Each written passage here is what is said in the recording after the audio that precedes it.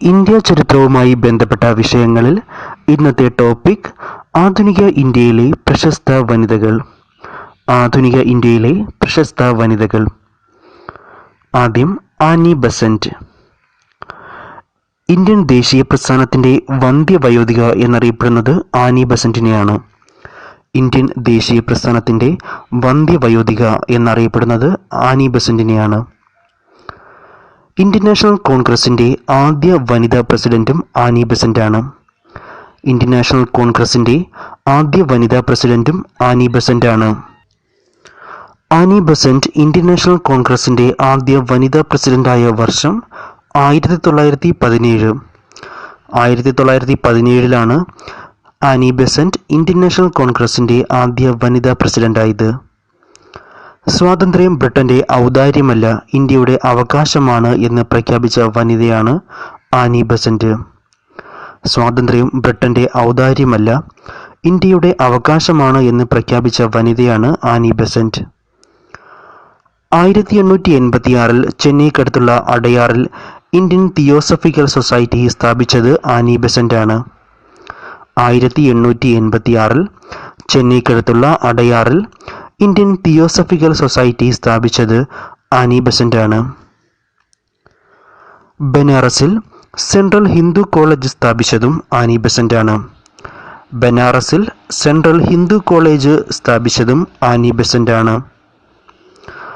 1916 സെപ്റ്റംബറിൽ അടയാറിൽ home rule പ്രസ്ഥാനം സ്ഥാപിച്ചതും Annie ബസന്റാണ്. 1916 സെപ്റ്റംബറിൽ അടയാറിൽ ഹോം റൂൾ പ്രസ്ഥാനം ആരംഭിച്ചതും ആനി ബസന്റാണ്. 1885 കോൺഗ്രസിന്റെ പിറവി മുതൽ 1914 വരെയുള്ള കാലഘട്ടത്തെ വിവരിക്കുന്ന ഇന്ത്യ സ്വാതന്ത്ര്യത്തിന് വേണ്ടി സമരം ചെയ്തതെങ്ങനെ എന്ന കൃതി രചിച്ചത് ആനി ബസന്റാണ്. 1885 കോൺഗ്രസിന്റെ പിറവി മുതൽ 1914 വരെയുള്ള കാലഘട്ടത്തെ വിവരിക്കുന്ന ഇന്ത്യ സ്വാതന്ത്ര്യത്തിന് വേണ്ടി സമരം ചെയ്തത് എങ്ങനെ എന്ന കൃതി രചിച്ചതും ആനി ബസന്റാണ്. ഒന്നാം ലോക മഹായുദ്ധം തുടങ്ങി ജർമ്മനിക്കെതിരെ ഇംഗ്ലണ്ട് യുദ്ധം പ്രഖ്യാപിച്ചപ്പോൾ ഇംഗ്ലണ്ടിന്റെ ആവശ്യം ഇന്ത്യയുടെ അവസരമാണ് എന്ന് അഭിപ്രായപ്പെട്ട വ്യക്തി ആനി ബസന്റ്. ഒന്നാം ലോക മഹായുദ്ധം തുടങ്ങി ജർമ്മനിക്കെതിരെ ഇംഗ്ലണ്ട് യുദ്ധം പ്രഖ്യാപിച്ചപ്പോൾ ഇംഗ്ലണ്ടിന്റെ ആവശ്യം ഇന്ത്യയുടെ അവസരമാണ് എന്ന് അഭിപ്രായപ്പെട്ടത് Annie Besant. 1917 defence of India act പ്രകാരം അറസ്റ്റിലായ ഇവരുടെ മോചനത്തിനായി അമേരിക്കൻ പ്രസിഡന്റ് വുഡ്രോ വിൽസൺ ഇടപെടുകയുണ്ടായി. 1917 ഡിഫൻസ് ഓഫ് ഇന്ത്യ ആക്ട് പ്രകാരം അറസ്റ്റിലായ ആനി ബസന്റിന്റെ മോചനത്തിനായി അമേരിക്കൻ പ്രസിഡന്റ് വുഡ്രോ വിൽസൺ ഇടപെടുകയുണ്ടായി. ഇന്ത്യൻ തപാൽ സ്റ്റാമ്പിൽ പ്രത്യക്ഷപ്പെട്ട ആദ്യ വിദേശ വനിതയാണ് ആനി ബസന്റ്. ഇന്ത്യൻ തപാൽ സ്റ്റാമ്പിൽ പ്രത്യക്ഷപ്പെട്ട ആദ്യ വിദേശ വനിത Annie Besant. Annie Besant Bhagavad Gita ഇംഗ്ലീഷിലേക്ക് പരിഭാഷപ്പെടുത്തുകയുണ്ടായി. ആനി ബസന്റിന്റെ അന്ത്യവിശ്രമ സ്ഥലം അടയാറിലെ ഗാർഡൻ ഓഫ് റിമംബറൻസ് ആണ്. ആനി ബസന്റിന്റെ അന്ത്യവിശ്രമ സ്ഥലം അടയാറിലെ ഗാർഡൻ ഓഫ് റിമംബറൻസ്. ആനി ബസന്റിന്റെ പ്രധാന പ്രസിദ്ധീകരണങ്ങൾ ന്യൂ ഇന്ത്യ, കോമൺവീൽ എന്നിവയാണ്. ആനി ബസന്റിന്റെ പ്രധാന പ്രസിദ്ധീകരണങ്ങൾ ന്യൂ ഇന്ത്യ, കോമൺവീൽ. ആനി ബസന്റിന്റെ പ്രധാന കൃതി വേക്കപ്പ് ഇന്ത്യ. ആനി ബസന്റിന്റെ പ്രധാന കൃതി വേക്കപ്പ് ഇന്ത്യ. പ്രശസ്ത വനിതകളിൽ അടുത്ത വ്യക്തി പണ്ഡിത രമാഭായി. പണ്ഡിത രമാഭായി വിദ്യാഭ്യാസ പ്രവർത്തക, വനിതാ മുന്നേറ്റ പ്രസ്ഥാന സാരഥി, സാമൂഹിക പരിഷ്കർത്താവ്, സംസ്കൃത പണ്ഡിത എന്നീ നിലകളിൽ പ്രശസ്തയാണ് പണ്ഡിത രമാഭായി. വിദ്യാഭ്യാസ പ്രവർത്തക, വനിതാ മുന്നേറ്റ പ്രസ്ഥാന സാരഥി, സാമൂഹിക പരിഷ്കർത്താവ്, സംസ്കൃത പണ്ഡിത എന്നീ നിലകളിൽ പ്രശസ്തയാണ് പണ്ഡിത രമാഭായി. 1878 കൽക്കട്ട സർവകലാശാല പണ്ഡിത എന്ന ബഹുമതി രമാഭായിക്ക് നൽകി. 1878 കൽക്കട്ട സർവകലാശാല പണ്ഡിത എന്ന ബഹുമതി രമാഭായിക്ക് നൽകി. പൂനെയിൽ ആര്യ മഹിളാ സമാജം സ്ഥാപിച്ചു. സ്ത്രീ വിദ്യാഭ്യാസം പ്രോത്സാഹിപ്പിക്കുക, ബാലവിവാഹം നിരുത്സാഹപ്പെടുത്തുക എന്നിവയായിരുന്നു മഹിളാ സമാജത്തിൻ്റെ ലക്ഷ്യം. പൂനെയിൽ ആര്യ മഹിളാ സമാജം സ്ഥാപിച്ചു. സ്ത്രീ വിദ്യാഭ്യാസം പ്രോത്സാഹിപ്പിക്കുക, ബാലവിവാഹം നിരുത്സാഹപ്പെടുത്തുക എന്നിവയായിരുന്നു പൂനെയിൽ സ്ഥാപിച്ച ആര്യ മഹിളാ സമാജത്തിൻ്റെ ലക്ഷ്യങ്ങൾ. 1889 മുംബൈയിൽ ശാരദാ സദൻ സ്ഥാപിച്ചതും പണ്ഡിത രമാബായിയാണ്. 1889 മുംബൈയിൽ ശാരദാ സദൻ സ്ഥാപിച്ചതും പണ്ഡിത രമാബായിയാണ്. പണ്ഡിത രമാബായിയുടെ പ്രധാന കൃതി the high cast Hindu woman. പണ്ഡിത രമാബായിയുടെ പ്രധാന കൃതി the high cast Hindu woman. അടുത്ത വ്യക്തി മാഡം ഭിക്കാജി കാമ. മാഡം ഭിക്കാജി കാമ ഇന്ത്യയുടേതായ ഒരു ദേശീയ പതാക വിദേശ രാജ്യത്ത് ആദ്യമായി ഉയർത്തിയ വനിതയാണ് മാഡം ഭിക്കാജി കാമ. ഇന്ത്യയുടേതായ ഒരു ദേശീയ പതാക വിദേശ രാജ്യത്ത് ആദ്യമായി ഉയർത്തിയ വനിതയാണ് മാഡം ഭിക്കാജി കാമ. 1907 ജർമ്മനിയിലെ സ്റ്റുട്ട്ഗർട്ടിൽ നടന്ന അന്താരാഷ്ട്ര സോഷ്യലിസ്റ്റ് കോൺഫറൻസിൽ വെച്ചാണ് ഇന്ത്യയുടേതായ ഒരു ദേശീയ പതാക മാഡം ഭിക്കാജി കാമ ഉയർത്തിയത്. 1907 ജർമ്മനിയിലെ സ്റ്റുട്ട്ഗർട്ടിൽ നടന്ന അന്താരാഷ്ട്ര സോഷ്യലിസ്റ്റ് കോൺഫറൻസിൽ വെച്ചാണ് ഇന്ത്യയുടേതായ ഒരു ദേശീയ പതാക വിദേശ രാജ്യത്ത് ആദ്യമായി മാഡം ഭിക്കാജി കാമ ഉയർത്തിയത്. കുടുംബത്തെയും ഭർത്താവിനെയും ഉപേക്ഷിച്ച് പൊതുപ്രവർത്തന രംഗത്തേക്ക് ഇറങ്ങിയ വനിതയാണ് മാഡം ഭിക്കാജി കാമ. കുടുംബത്തെയും ഭർത്താവിനെയും ഉപേക്ഷിച്ച് പൊതുപ്രവർത്തന രംഗത്തേക്ക് ഇറങ്ങിയ വ്യക്തിയാണ് മാഡം ഭിക്കാജി കാമ. ദാദാഭായ് നവറോജിയുടെ പ്രൈവറ്റ് സെക്രട്ടറിയായി പ്രവർത്തിച്ചിട്ടുണ്ട്. ദാദാഭായ് നവറോജിയുടെ പ്രൈവറ്റ് സെക്രട്ടറിയായി പ്രവർത്തിച്ചിട്ടുണ്ട്. ഇന്ത്യൻ വിപ്ലവത്തിൻ്റെ മാതാവ് എന്ന അപരനാമത്തിലും ഇവർ അറിയപ്പെടുന്നു. ഇന്ത്യൻ വിപ്ലവത്തിൻ്റെ മാതാവ് എന്ന അപരനാമത്തിലും ഇവർ അറിയപ്പെടുന്നു. അടുത്ത വ്യക്തി സരോജിനി നായിഡു. സരോജിനി നായിഡു സരോജിനി നായിഡുവിൻ്റെ രാഷ്ട്രീയ ഗുരു ഗോപാലകൃഷ്ണ ഗോഖലെയാണ്. സരോജിനി നായിഡുവിൻ്റെ രാഷ്ട്രീയ ഗുരു ഗോപാലകൃഷ്ണ ഗോഖലെ. സ്ത്രീകൾക്ക് വോട്ടവകാശം അനുവദിച്ചു കിട്ടണമെന്ന നിവേദനം 1917 മൊണ്ടേഗുവിന് സമർപ്പിച്ച പ്രതിനിധി സംഘത്തെ നയിച്ചത് സരോജിനി നായിഡുവാണ്. സ്ത്രീകൾക്ക് വോട്ടവകാശം അനുവദിച്ചു കിട്ടണമെന്ന നിവേദനം 1917 മൊണ്ടേഗുവിന് സമർപ്പിച്ച പ്രതിനിധി സംഘത്തെ നയിച്ചത് സരോജിനി നായിഡുവാണ്. 1919 ജാലിയൻ വാലാബാഗ് കൂട്ടക്കൊലയിൽ പ്രതിഷേധിച്ച് ബ്രിട്ടീഷ് സർക്കാർ നൽകിയ കേസരി ഹിന്ദ് ബഹുമതി തിരികെ നൽകിയത് സരോജിനി നായിഡുവാണ്. 1919 ജാലിയൻ വാലാബാഗ് കൂട്ടക്കൊലയിൽ പ്രതിഷേധിച്ച് ബ്രിട്ടീഷ് സർക്കാർ നൽകിയ കേസരി ഹിന്ദ് ബഹുമതി തിരികെ നൽകിയതും സരോജിനി നായിഡുവാണ്. കോൺഗ്രസ് പ്രസിഡന്റാകുന്ന ആദ്യ ഇന്ത്യൻ വനിതയും സരോജിനി നായിഡുവാണ്. കോൺഗ്രസ് പ്രസിഡന്റാകുന്ന ആദ്യ ഇന്ത്യൻ വനിതയും സരോജിനി നായിഡുവാണ്. ഇന്ത്യയുടെ വാനമ്പാടി എന്നറിയപ്പെടുന്നത് സരോജിനി നായിഡുവാണ്. സരോജിനി നായിഡുവിനെ ഇങ്ങനെ വിശേഷിപ്പിച്ചത് മഹാത്മാഗാന്ധിയാണ്. ഇന്ത്യയുടെ വാനമ്പാടി എന്ന പേരിൽ അറിയപ്പെടുന്നത് സരോജിനി നായിഡുവാണ്. സരോജിനി നായിഡുവിനെ ഇങ്ങനെ വിശേഷിപ്പിച്ചത് ഗാന്ധിജിയാണ്. 1930 ഉപ്പു സത്യാഗ്രഹ സമയത്ത് ഗാന്ധിജി അറസ്റ്റിലായപ്പോൾ ഉപ്പു സത്യാഗ്രഹത്തിൻ്റെ നേതൃത്വം ഏറ്റെടുത്തത് സരോജിനി നായിഡുവാണ്. 1930 ഉപ്പു സത്യാഗ്രഹ സമയത്ത് ഗാന്ധിജി അറസ്റ്റിലായപ്പോൾ സമരത്തിൻ്റെ നേതൃത്വം ഏറ്റെടുത്തത് സരോജിനി നായിഡുവാണ്. 1931 രണ്ടാം വട്ടമേശ സമ്മേളനത്തിൽ ഭാരത സ്ത്രീകളുടെ പ്രതിനിധിയായി പങ്കെടുത്തതും സരോജിനി നായിഡുവാണ്. 1931 രണ്ടാം വട്ടമേശ സമ്മേളനത്തിൽ ഭാരത സ്ത്രീകളുടെ പ്രതിനിധിയായി പങ്കെടുത്തതും സരോജിനി നായിഡുവാണ്. മഹാത്മാഗാന്ധിയെ മിക്കി മൗസ് എന്ന ഓമന പേരിൽ വിളിച്ചിരുന്നത് സരോജിനി നായിഡുവാണ്. മഹാത്മാഗാന്ധിയെ സരോജിനി നായിഡു മിക്കി മൗസ് എന്ന ഓമന പേരിലാണ് വിളിച്ചിരുന്നത്. ഭാരത കോകിലം എന്ന പേരിൽ അറിയപ്പെടുന്ന വ്യക്തിയും സരോജിനി നായിഡുവാണ്. ഭാരത കോകിലം എന്ന അപരനാമത്തിൽ അറിയപ്പെടുന്ന വ്യക്തിയും സരോജിനി നായിഡുവാണ്. സ്വതന്ത്ര ഇന്ത്യയിലെ ആദ്യ വനിതാ ഗവർണറാണ് സരോജിനി നായിഡു. 1947 ഉത്തർപ്രദേശ് ഗവർണറായി ചുമതലയേറ്റെടുത്തത്. സ്വതന്ത്ര ഇന്ത്യയിലെ ആദ്യ വനിതാ ഗവർണറാണ് സരോജിനി നായിഡു. 1947 ഉത്തർപ്രദേശ് ഗവർണറായി സരോജിനി നായിഡു ചുമതലയേറ്റെടുത്തത്.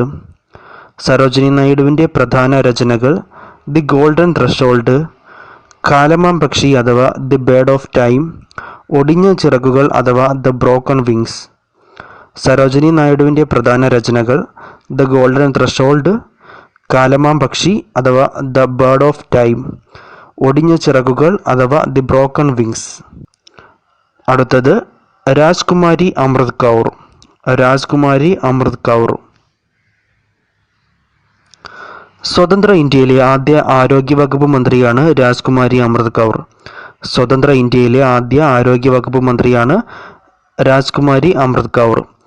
ഗാന്ധിജിയുടെ സെക്രട്ടറിമാരിൽ ഒരാളായി 16 വർഷം പ്രവർത്തിച്ചു. ഗാന്ധിജിയുടെ സെക്രട്ടറിമാരിൽ ഒരാളായി 16 വർഷം പ്രവർത്തിച്ചു. 1950 ലോകാരോഗ്യ സംഘടനയുടെ അധ്യക്ഷയായി. ഈ പദവിയിലെത്തുന്ന ആദ്യ വനിതയും ആദ്യ ഏഷ്യയിൽ നിന്നുള്ള വ്യക്തിയുമായിരുന്നു രാജ്കുമാരി അമൃത് കൗർ. 1950 ലോകാരോഗ്യ സംഘടനയുടെ അധ്യക്ഷയായി. ആ പദവിയിലെത്തുന്ന ആദ്യ വനിതയും ഏഷ്യയിൽ നിന്നുള്ള ആദ്യ വ്യക്തിയുമായിരുന്നു രാജ്കുമാരി അമൃത് കൗർ. അടുത്തത് വിജയലക്ഷ്മി പണ്ഡിറ്റ്. വിജയലക്ഷ്മി പണ്ഡിറ്റ് ജവഹർലാൽ നെഹ്റുവിൻ്റെ സഹോദരിയാണ് വിജയലക്ഷ്മി പണ്ഡിറ്റ്.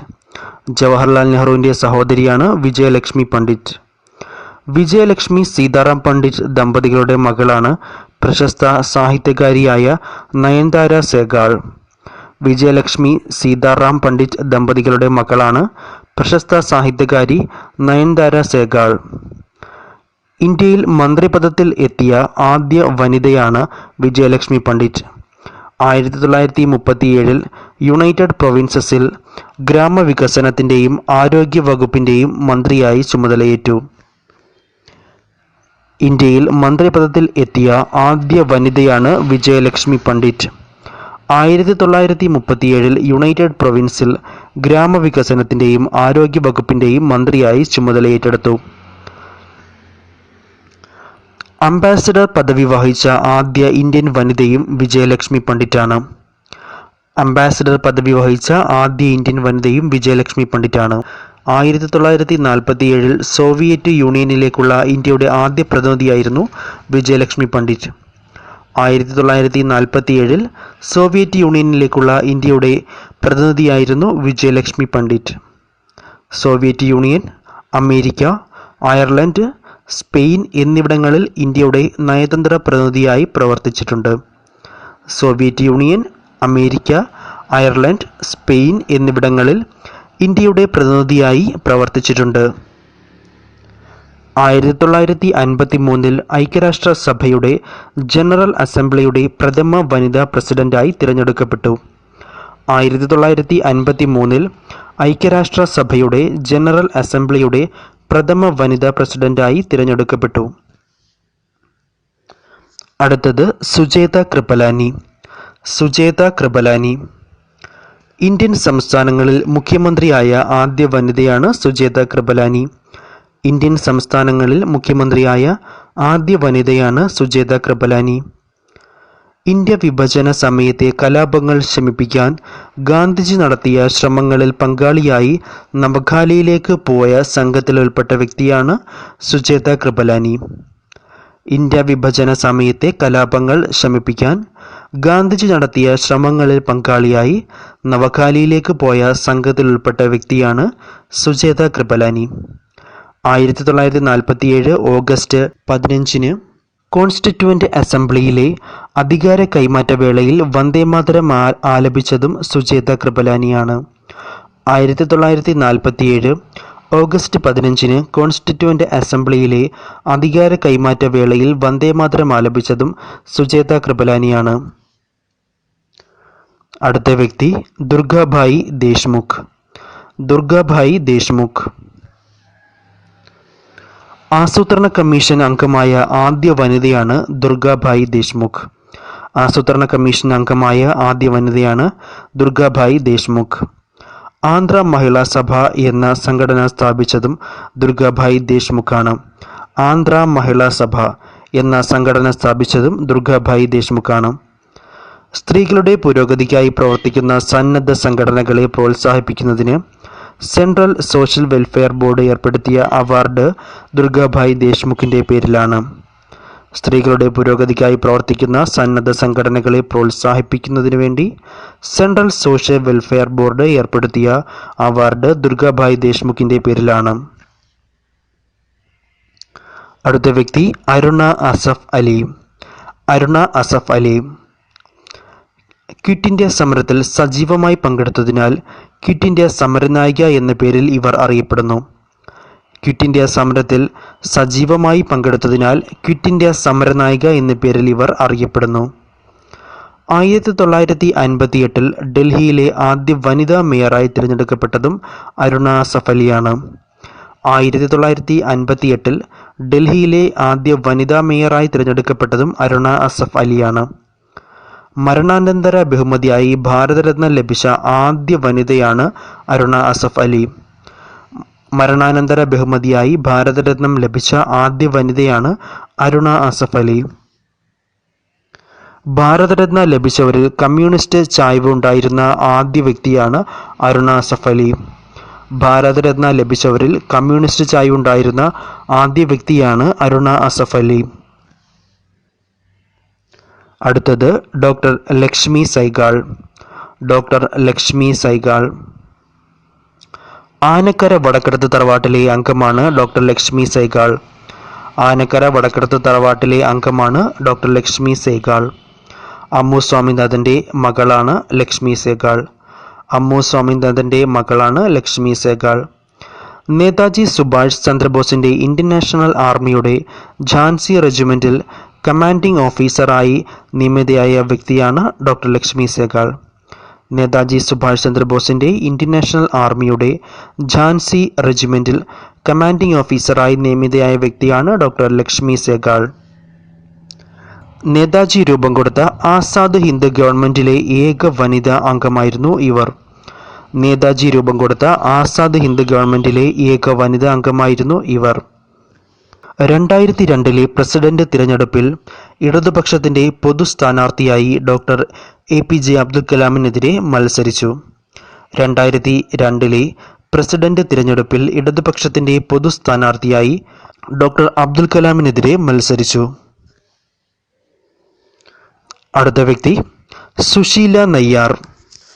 അടുത്ത വ്യക്തി സുശീല നയ്യാർ മഹാത്മാഗാന്ധിയുടെ സ്വകാര്യ ഡോക്ടറായി പ്രവർത്തിച്ചിട്ടുണ്ട്. സുശീല നയ്യാർ മഹാത്മാഗാന്ധിയുടെ സ്വകാര്യ ഡോക്ടറായി പ്രവർത്തിച്ചിട്ടുള്ള വ്യക്തിയാണ് സുശീല നയ്യാർ.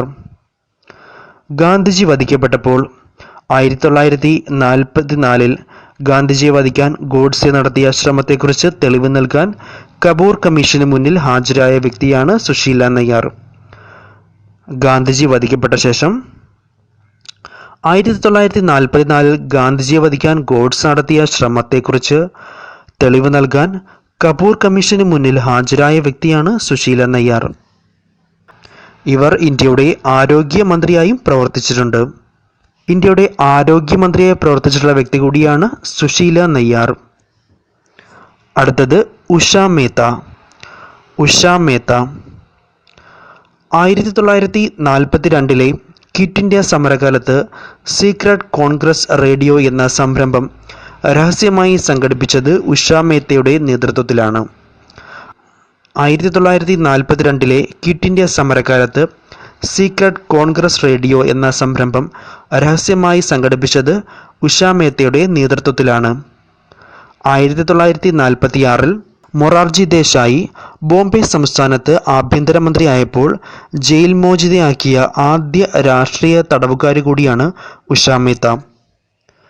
1946 മൊറാർജി ദേശായി ബോംബെ സംസ്ഥാനത്ത് ആഭ്യന്തരമന്ത്രിയായപ്പോൾ ജയിൽ മോചിതയാക്കിയ ആദ്യ രാഷ്ട്രീയ തടവുകാരി കൂടിയാണ് ഉഷ മേത്ത.